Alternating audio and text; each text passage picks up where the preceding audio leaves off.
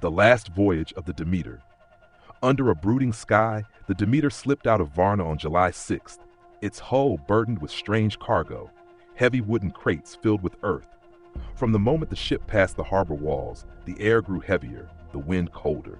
The men grew quiet, their usual banter replaced by glances and half-finished sentences.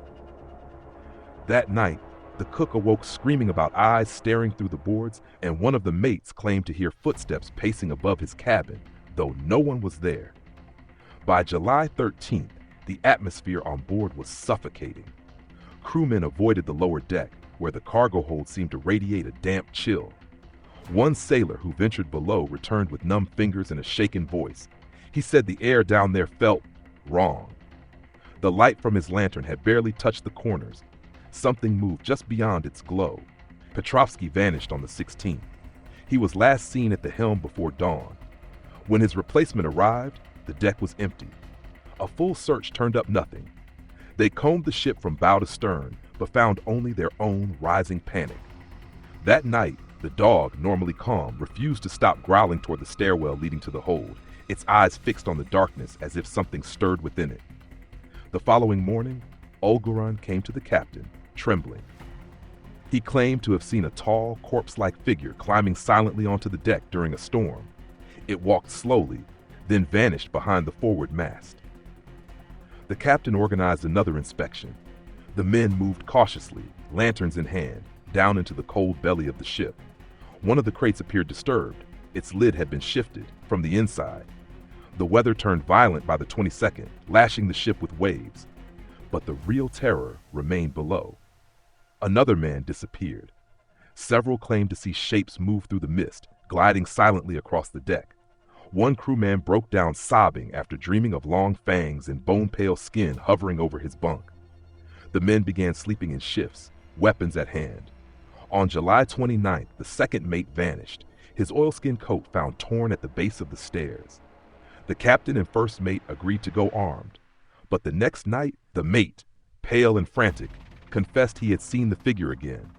He'd struck it with a knife, only for the blade to pass through like smoke. Convinced the evil slept in the crates, he descended into the hold with a lantern, determined to end it.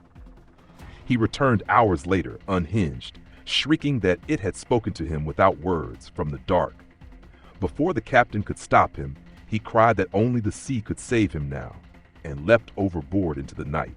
Now alone with two weakened hands, the captain tied himself to the wheel. The fog thickened, the temperature dropped. On August 3rd, he recorded his final entry, swearing to face the entity with what strength he had left.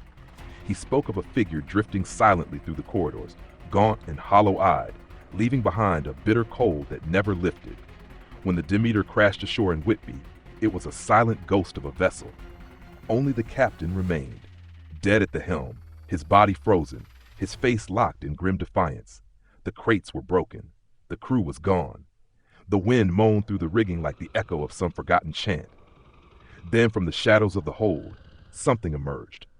A massive black dog, unnaturally large, its fur slick and eyes burning with an intelligence no animal should possess, leapt from the deck to the pier. Its limbs moved with fluid, almost human precision. The villagers stood paralyzed as it paused at the edge of the mist, turned back once, and then vanished into the fog, padding silently toward the heart of the town. It was no ordinary beast. It left no prints. It made no sound. And those who saw it felt its presence long after it disappeared, an ancient hunger that had crossed the sea in silence and now walked among them. Not a dog, not a wolf, but something far older and far more dangerous.